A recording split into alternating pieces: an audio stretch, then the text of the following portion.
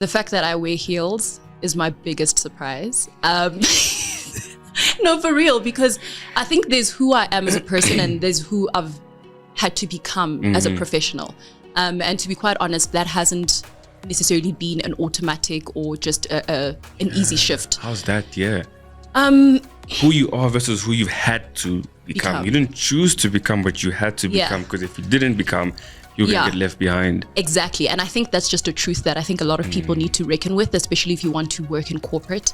I think corporate just favors a certain type of personality. And I'm not making a value judgment about saying whether it's right or wrong. 100%. But it's more so, you have to ground yourself in that reality. And I think the sooner you ground yourself in the reality, the quicker you'll start making the changes that you need to make in order to show up in a way that corporate can actually work for you.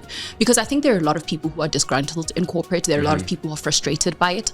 And it's a function of many factors. But I think when I speak, especially to young professionals, it's just people who haven't come to terms with how that world works. And they want to navigate it fully with, this is just who I am. I'm Mamello, I'm Rudy, and corporate must just accept me. And it doesn't really work that way. You have to assimilate, there's a level of assimilation. So I think for me, it's just the way that I dress.